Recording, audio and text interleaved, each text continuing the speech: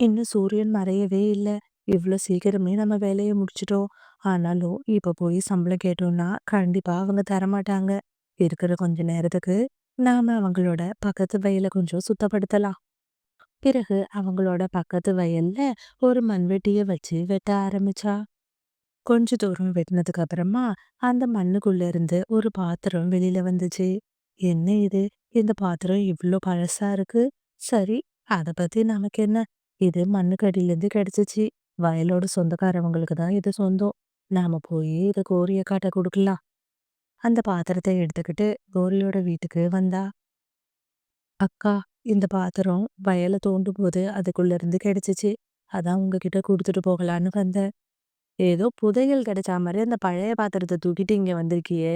இது ஏதாச்சும் யாருக்காச்சும் யூஸ் ஆகுமா சொல்லு? ஏன் மீனு இப்படி என்கிட்ட திட்டு வாங்கிட்டு இருக்க? போ, அத தூக்கி போட்டு போய் ஆகுற வேலைய பாரு. அவ வேலை செஞ்சதுக்கான சம்பள பணத்த காலுக்காக குடுத்தது. இந்த பாத்திரம் ஏதோ ஒரு விதத்துல நமக்கு யூஸ் ஆகும். எதுக்கும் நாம இத வீட்டுக்கு எடுத்துட்டு போவோம். பிறகு மீனுக்குருவி அந்த பாத்திரத்த எடுத்துட்டு தன்னோட வீட்ட நோக்கி பறந்து வந்தா. அந்த பாத்திரத்த சமையல் கட்டுல ஒரு ஓரமா வச்சா. மாவு கொஞ்சம் தான் இருக்கு. குக்கு வேற இப்ப ரொம்ப பசியோட வருவா. சரி, இருக்கிற மாவை வச்சு ஒரு தோசையை சுட்டு வைக்கலாம். அச்சச்சோ! இந்நேரம் ஸ்கூல் விட்டுருப்பாங்களே! பாவம் குக்கு நமக்காக காத்துட்டு இருப்பா. சீக்கிரமா நம்ம போகணும். அப்படின்னு யோசிச்ச மீனு, அந்த ஒரு தோசைய புதுசா எடுத்துட்டு வந்த அந்த பாத்திரத்துல போட்டுட்டு, தன்னோட தன்னோட பொண்ண கூப்பிடுறதுக்காக ஸ்கூலுக்கு பறந்து போனா. அந்த நேரத்துல குக்குவும் ஜக்குவும் வாசல்ல நின்னு பேசிட்டு இருந்தாங்க. குக்கு ரொம்ப கலக்கமான மனநிலைமையில நின்னுட்டு இருந்தா. என்னாச்சு குக்கு? ஏன் சோகமா இருக்க? அம்மா, இந்த ஜாக்கு, என்ன நீ எனக்கு வேலைக்காரியா தான் திரும்பவும் வரப்போற. அதுக்கு எதுக்காக நீ ஸ்கூல் வந்து படிக்கணும் அப்படின்னு கேக்குறாம்மா. அதெல்லாம் இல்லம்மா. நீ எதுக்காக வேலைக்காரியா போகணும்? நீ நல்லா படிச்சு ஒரு பெரிய ஆபீசர் ஆயிடலாம். நீ ஒன்னும் கவலைப்படாத.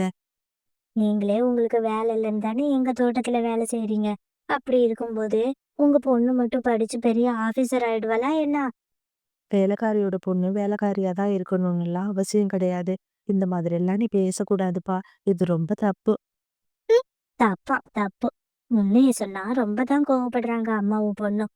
இந்த மாதிரி ஸ்டோரிஸை தொடர்ந்து பார்க்கணும்னு நினைச்சீங்கன்னா மறக்காம நம்மளோட மீனு கார்ட்டூன் தமிழ் சேனலை சப்ஸ்கிரைப் பண்ணுங்க. குக்குவ கூப்பிட்டுட்டு மீனுக்குருவி அவளோட வீட்டுக்கு பறந்து வந்தா. ரொம்ப பசியா இருக்குமா, ஏதாச்சும் சாப்பிட கொடுங்க. இருடா, அம்மா உனக்காக தோசை செஞ்சு வச்சிருக்கேன். எடுத்துட்டு வரேன். என்ன இது? நாம ஒரு தோசை தான் செஞ்சு வச்சுட்டு போயிருந்தோம். இப்ப என்னடான்னா, இந்த பாத்திரம் மொத்தமும் தோசையா மாறி இருக்கு. என்னம்மா, இவ்ளோ தோசை நீங்க பாட்டுக்கு செஞ்சு வச்சிருக்கீங்க? குக்கு, நான் ஒண்ணு தாண்டா செஞ்சு வச்சிருந்தேன். ஆனா எப்படி இது மொத்தமும் இவ்வளவு தோசையானுச்சுன்னு எனக்கு தெரியல. நீங்க சொல்றத பார்த்தா ஏதோ அதிசய பாத்திரத்துல போட்ட மாதிரி சொல்றீங்க. அம்மா, ஒண்ணு பண்ணுவோமா? நம்ம கிட்ட இருக்கிற காசை எடுத்து கொஞ்சம் அதுல போடலாம். அது நிறைய காசா வருதான்னு பார்க்கலாம்.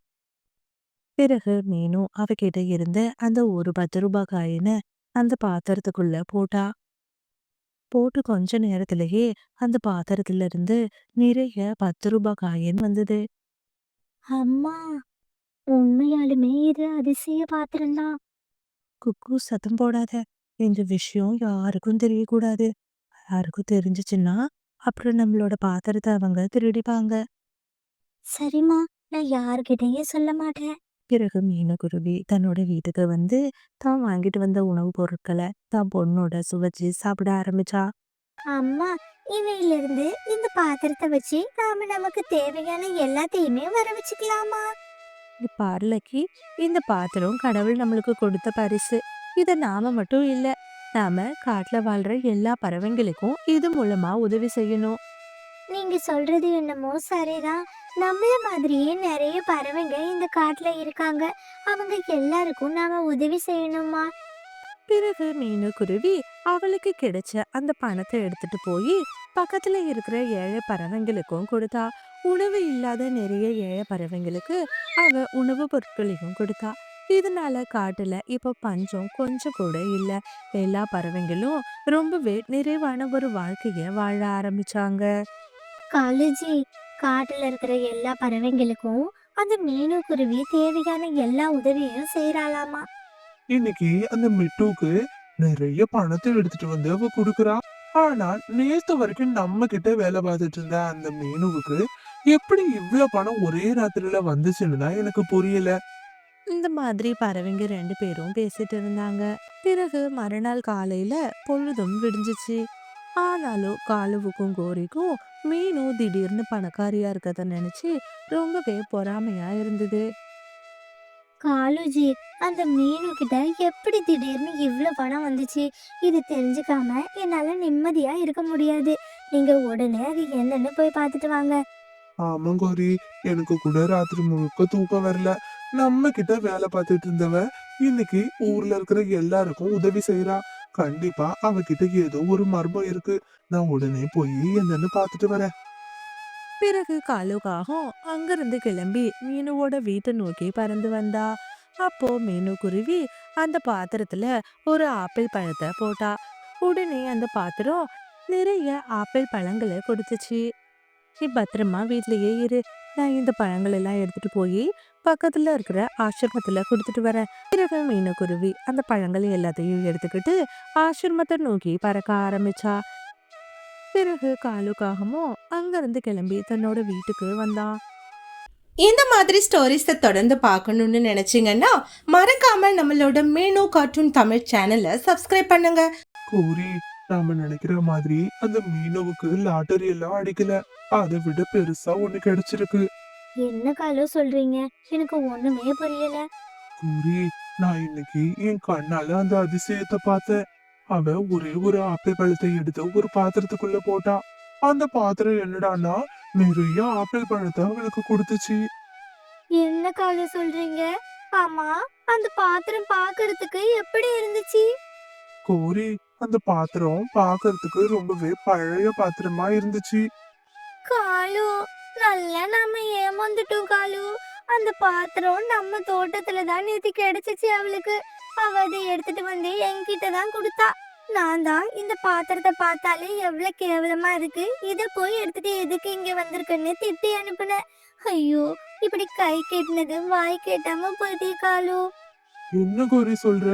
அப்படின்னா அந்த அதிசய பாத்திரம் நம்ம தோட்டத்துல இருந்து கிடைச்சதா? இல்ல, இந்த மீனுவை நான் சும்மா விட போறதில்ல. என்ன ஆனாலும் சரி, நான் திரும்பி வரும்போது அந்த பாத்திரத்தோடு தான் வருவேன். அப்படின்னு சொன்ன காலுக்காகவும் பிறகு ரொம்ப கோவமா மீனுவோட வீட்டுக்கு வந்தா. உனக்கு என்ன தைரியம் இருந்திருந்தா எங்க தோட்டத்துல கிடைச்ச இந்த பாத்திரத்தை எடுத்துட்டு வந்து நீ காட்டுல இருக்கிற எல்லா பறவைங்களுக்கும் உதவி செஞ்சு நல்லவளா இருப்ப. ஒழுங்கு மரியாதை அதை எங்க கிட்ட கொடுத்துரு. அப்படி இல்லைன்னா நான் இப்பவே போய் போலீஸ்ல கம்ப்ளைண்ட் கொடுத்துருவேன். காலு அண்ணா, எதுக்காக இவ்ளோ கோவமா பேசுறீங்க? இந்த பாத்திரத்தை நான் முதல்ல கோரி அக்கா கிட்ட தான் எடுத்துட்டு போய் கொடுத்தேன்.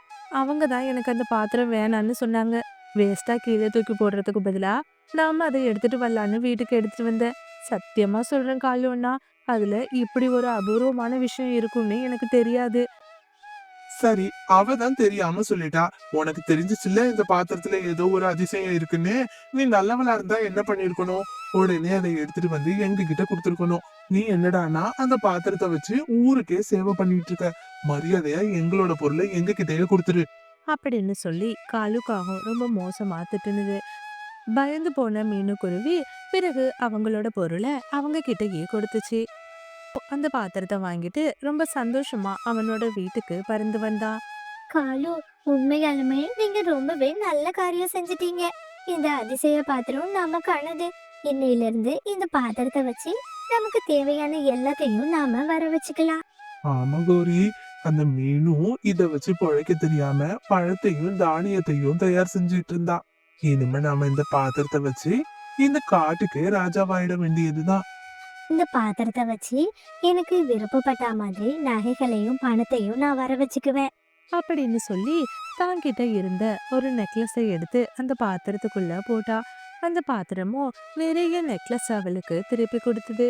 இத பார்த்ததும் கோரி ரொம்பவே சந்தோஷமாயிட்டா. ஐயோ காலு, என்னால என்னோட கண்ணையே நம்ப முடியல. நான் பாக்குறது கனவா நிஜமா? இந்த ஒரு நெக்லஸ நீங்க எனக்கு வாங்கி கொடுக்கறதுக்கு 10 வருஷம் ஆனிச்சு. இந்த பாத்திரம் என்னடான்னா இப்ப இத்தனை நெக்லஸ எனக்கு கொடுத்துருக்கு.